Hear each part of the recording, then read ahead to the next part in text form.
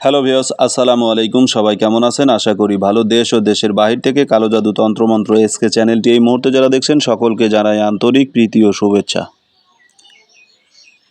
ভিডিওর শুরুতে জাতিগতভাবে প্রত্যেকটা মমিন মুসলমান ভাইদের জানাই সালাম, আসসালামু আলাইকুম। হিন্দু দাদা দিদির প্রতি আদাব বা নমস্কার। অন্য সকল ধর্মের প্রতি আন্তরিক ভালোবাসা। নিয়ে আসলাম জিন চালান করে বশীকরণ করার একটি অত্যন্ত পাওয়ারফুল কবজ আপনাদের সামনে আমি উপস্থিত করেছি। এই কবজটি কালো জাদু। এই তাবিজটি হচ্ছে সম্পূর্ণ কালো জাদুর একটি তাবিজ, যেটাকে মায়া বশীকরণ বলা হয়। বশীকরণের অনেকগুলো ছন্দ আছে, বশীকরণের অনেকগুলো নির্দেশনা আছে, বশীকরণের অনেকগুলো কোয়ালিটি আছে এবং নাম আছে। এটা হচ্ছে মায়া বশীকরণ, যেটা করা হয় সম্পূর্ণ জিন দ্বারা।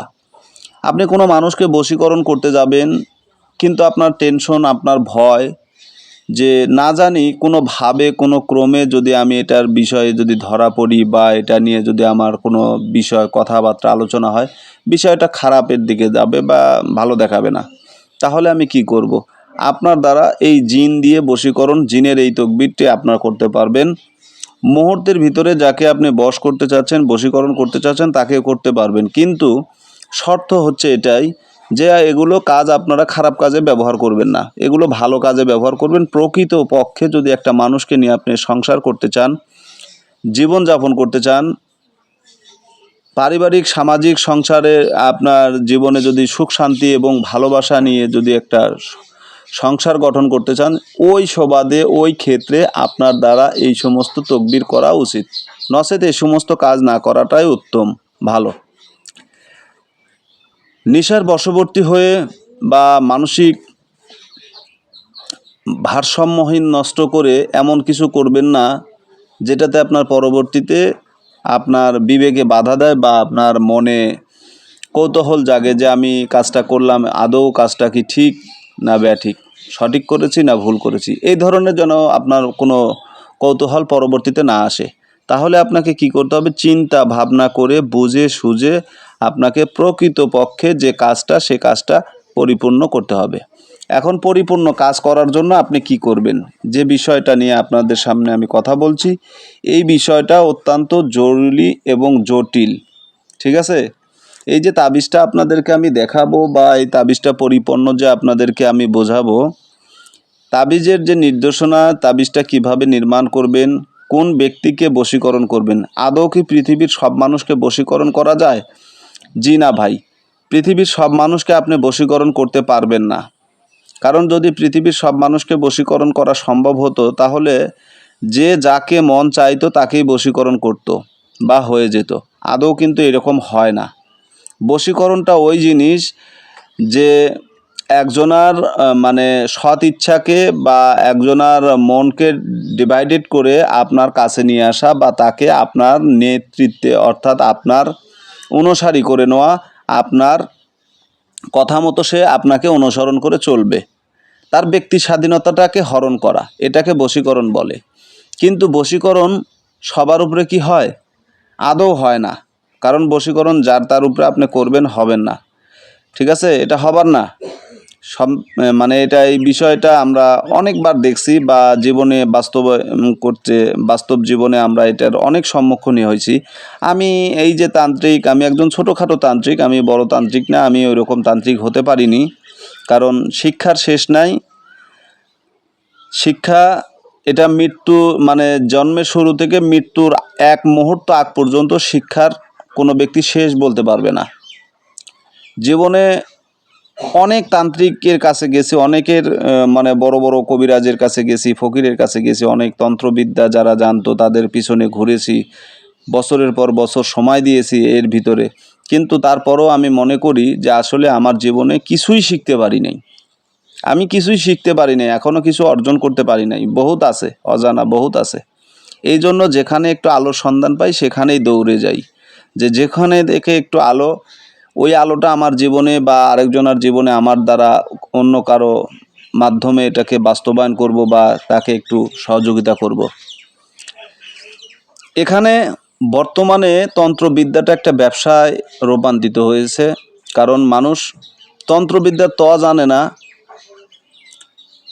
তোয়া জানে না কোয়া জানে না, অথচ বিশাল বিশাল তান্ত্রিক আজকে ভারত উপমহাসাগর, মনে করেন যে বিদ্যাসাগর, এরপরে ওই কি বলে আটলান্টিক উপমহাসাগর, তারপরে আপনার আফ্রিকার জঙ্গল, এগুলো শেষ করে আসছে এখনকার তান্ত্রিকরা।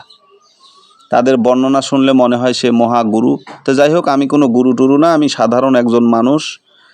অল্প স্বল্প সামান্য কিছু বিদ্যা আমার ভিতরে হয়তো আছে, তাও আমি মনে করি যে এটাও মনে হয় আমার নাই।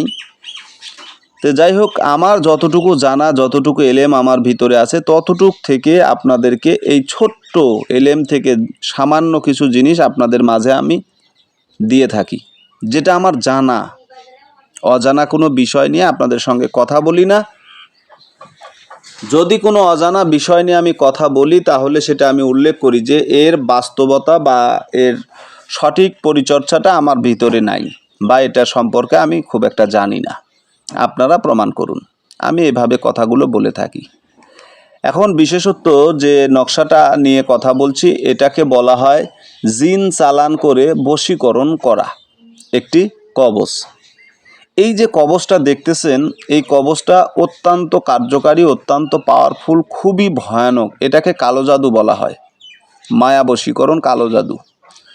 এটা দিয়ে যদি আপনি কাজ করেন, কোনো ব্যক্তির উপরে, কোনো নারীর উপরে যদি কাজ করেন, বা কোনো পুরুষের উপরে কাজ করেন, উভয়ের উপরে কাজ করতে পারবেন। বশীকরণ সব মানুষকে করা যায় না। আমার বাস্তব জীবনে আমি অনেকের উপরে কাজ করেছি, একটার পর দুইটা, তিনটা, চারটা, পাঁচটা এরকম কাজ করার পর এক সময় আমার ওস্তাদ একটা বিষয় নিয়ে আমি একটা কাজ করতেছিলাম। কাজটা সম্ভবত কুমিল্লার ওদিকে হবে, মানে ওর জেলা কুমিল্লা ছিল, কিন্তু ওর থানা টানা আমার এগুলো মনে নেই, অনেক আগের কথা। হঠাৎ আমাকে ওস্তাদ একবার ফোন করলো, বলতেছে, সুলতান তুমি এটা কি করতেছো? তুমি একটা কাজের উপরে বারবার চালানি দিচ্ছ, এতে তো তোমার হিতে বিপরীত হবে। বলছিলাম যে ওস্তাদ, আমি ওকে কথা দিছি যে ইনশাল্লাহ কাজটা করে দিব, কিন্তু কাজটা তুলতে পারতেছি না।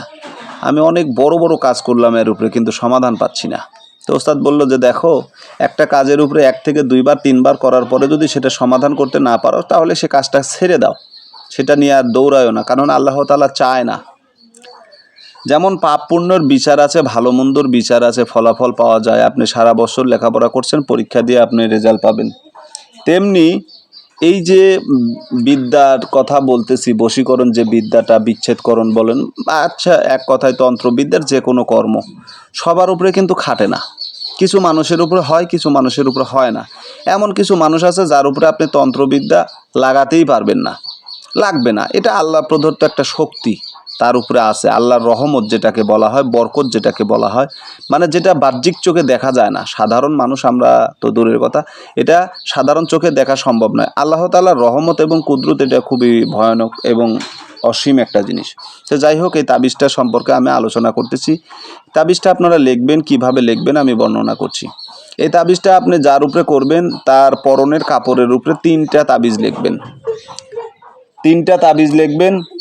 একটা তাবিজ আপনি শ্মশানে পুঁতে দিবেন, একটা তাবিজ কবরস্থানে পুঁতে দিবেন, একটা তাবিজ ওই আপনার চৌরাস্তায় পুঁতে দিবেন। ঠিক আছে? চৌরাস্তার মোড়ে, চৌরাস্তার মাঝখানে পুঁতে দিবেন। একটা তাবিজ আপনি কবরস্থানে পুঁতে দেন অথবা শ্মশানে পুঁতে দেন। একটা তাবিজ ওই মেয়ের বাড়ির সীমানায় পুঁতে দেন। এই নিয়মে কাজ করলে কাজ হয়ে যাবে। আরেকটা নিয়ম, সেক্ষেত্রে আপনাকে তাবিজ লিখতে হবে 5টা। প্রথম তাবিজটা আপনার শরীরে ব্যবহার করবেন, দ্বিতীয় তাবিজটা কবরস্থানে ব্যবহার করবেন, তৃতীয় তাবিজটা মেয়ের বাড়িতে ব্যবহার করবেন, চতুর্থ তাবিজ শ্মশানে ব্যবহার করবেন, পঞ্চমত তাবিজ চৌরাস্তায় পুঁতে দিবেন। এই নিয়মে যদি কাজ করেন, কাজ হয়ে যাবে।